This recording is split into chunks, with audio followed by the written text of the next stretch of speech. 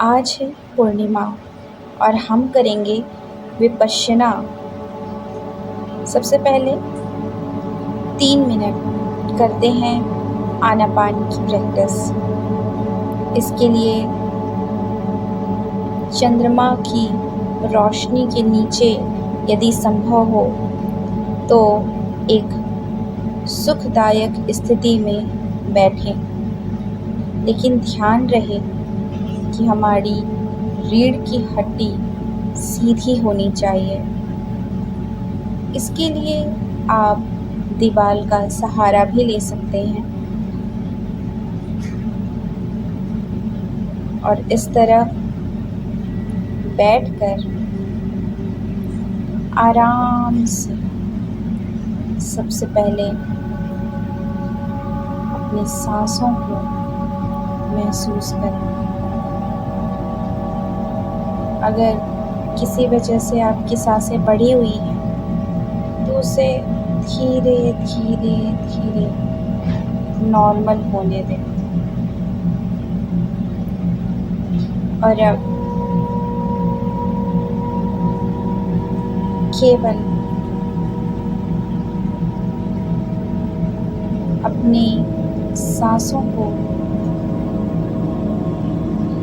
साक्षी भाव से देखें। हम सांस ले रहे हैं और सांस छोड़ रहे हैं। केवल और केवल हमारा ध्यान नाक के नीचे के हिस्से में, जहाँ से हमारी सांस अंदर की ओर जाती है और बाहर की ओर जाती है, उस पे रहे।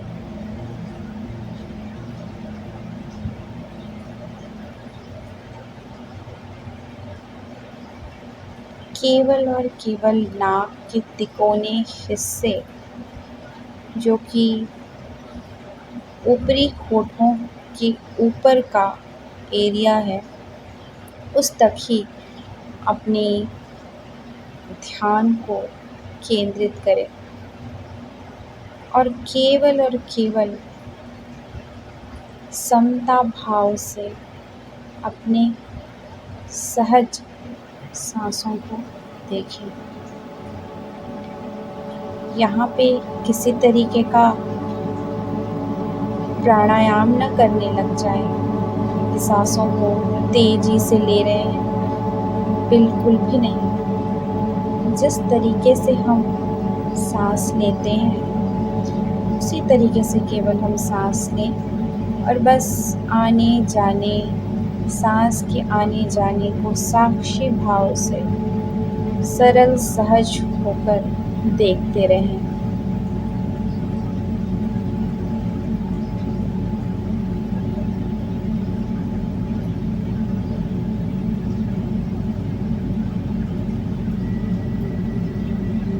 साथ ही हमें संवेदना की अनुभूति हो रही है कि नहीं, इसका भी ध्यान देना होगा।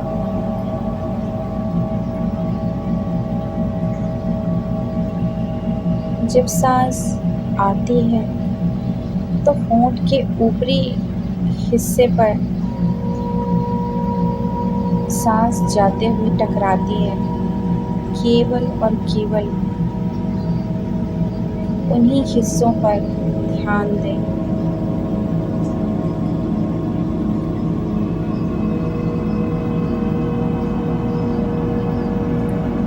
धीरे से हम विपश्यना की ओर आगे बढ़ें। अपने हर एक सूक्ष्म अंगों में अपनी दृष्टि, अपनी अंतर्दृष्टि डालें और देखें कि कहाँ कहाँ संवेदना हो रही है, लेकिन उन संवेदनाओं पर किसी प्रकार की प्रतिक्रिया न देखें, किसी प्रकार की प्रतिक्रिया ना दें। केवल साक्षी भाव से उसे देखते रहें। इससे पहले हम भोक्ता भाव से देखते थे, अब आज से हम साक्षी भाव से उसे देखें।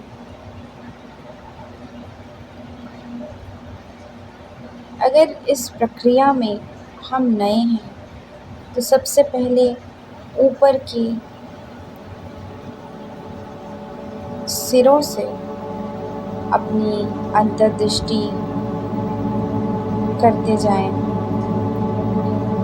सबसे पहले अपने सिर के, अपने कपाल के एरिया को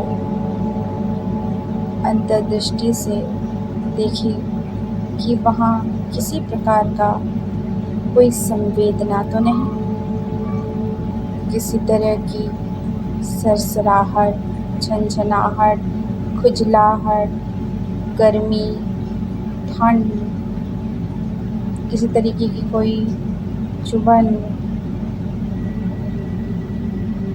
वो तो नहीं। और अगर जब वो हमें महसूस हो जाए तो हम धीरे से अपने सर से मस्तक की ओर आएं। अपने मस्तक को ध्यान से साक्षी भाव से देखें कि कहीं उस मस्तक में किसी प्रकार की संवेदना तो नहीं। अगर संवेदना ना महसूस हो तो कुछ पल वहाँ ठहरेंगे और आगे की ओर यात्रा करेंगे। फिर मस्तक से अपने पूरे चेहरे का निरीक्षण कर लेंगे कि कहाँ कहाँ हमें संवेदना यानी सरसराहट, झंझनाहट, सुगबुगाहट, खुजलाहट, गर्मी, ठंड तो महसूस नहीं हो रही। उसके बाद धीरे से दोनों कानों का निरीक्षण करेंगे, कानों में संवेदना को ढूंढेंगे। और अगर संवेदना ना महसूस हो तो भी इन हवाओं का स्पर्श तो हमारे शरीर से हो ही रहा है, तो ये भी तो एक संवेदना है। ये समझ के आगे बढ़ेंगे। उसके बाद धीरे धीरे धीरे गर्दन की ओर जाएंगे।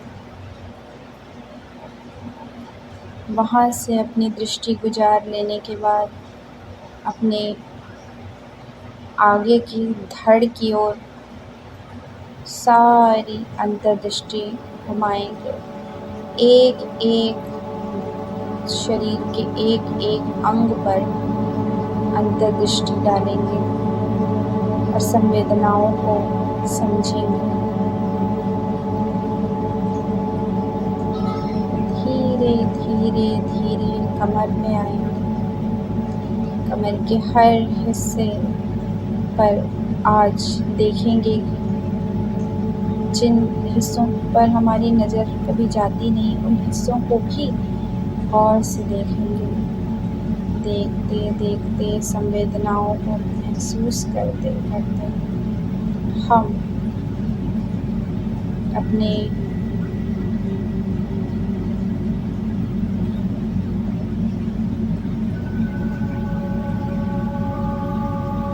धड़ के नीचे वाले हिस्से को देखेंगे। वहाँ पे संवेदनाओं को महसूस करेंगे। धीरे धीरे अपनी अंतर्दृष्टि दोनों पैरों से गुजारेंगे। दोनों पैरों के हर हिस्से को देखेंगे। सबसे पहले अपनी जांघों को देखेंगे, अपने घुटनों को देखेंगे, पैरों को देखेंगे, पिंडलियों को देखेंगे, एड़ी को देखेंगे, पंजों को देखेंगे, उंगलियों को देखेंगे, नाखूनों को देखेंगे, तलवों को देखेंगे, हर उस हिस्से को देखेंगे जिसे हमने कभी गौर किया ही नहीं। इन सब में संवेदनाओं को महसूस करेंगे। अब धीरे से हम अपनी नज़र सर से पीछे की ओर, जो हमारा टेम्पल एरिया होता है, वहाँ से अपनी नज़र घुमाएंगे। एक एक संवेदनाओं को साक्षी भाव से देखेंगे। गर्दन के पिछले हिस्से तक अपनी नज़र पहुँचाएंगे। कंधों को देखेंगे। पूरी पीठ का निरीक्षण करेंगे। अपने पीछे के हिस्सों को अच्छी तरह निरीक्षण करेंगे। पैर के पिछले भागों का निरीक्षण करेंगे। हर एक हिस्से का निरीक्षण करेंगे जिसे हमने आज तक कभी ध्यान से देखा ही नहीं। अपने दोनों हाथों की बगलों का निरीक्षण करेंगे। कान के कनपटे का निरीक्षण करेंगे। एक एक बाल के एक एक जड़ का निरीक्षण करेंगे। हर रोम छिद्र का निरीक्षण करेंगे। अपनी दृष्टि को इतना सूक्ष्म कर लेंगे कि केवल वही दिखाई दे और कुछ भी नहीं। और संवेदनाओं को केवल और केवल साक्षी भाव से देखने का प्रयास करेंगे, ना कि भोक्ता, क्योंकि इससे पहले हम भोक्ता भाव से ही उसे देखा करते थे। अगर हमें गर्मी लगी, हमें ठंडी लगती थी, तो हम उस पर प्रतिक्रिया देते थे। झंझनाहट, सरसराहट हो तो भी हम उस पर प्रतिक्रिया देते थे। लेकिन आज हम ऐसा नहीं करेंगे। आज अगर हमें देखना है तो केवल साक्षी भाव से कि कब तक ये हमें तंग करेगा। अगर किसी तरीके का दर्द है तो वो कब तक हमें वो दर्द सहना होगा। आखिर कभी न कभी तो वो ख़त्म होगा ना, क्योंकि सारी चीज़ें इस धरती पर अनित्य हैं। अनित्य, सब क्षणभंगुर हैं। पानी के बुदबुदे की तरह एक पल में बनती है, एक पल में टूट जाती है, फूट जाती है। नित्य तो कुछ भी नहीं।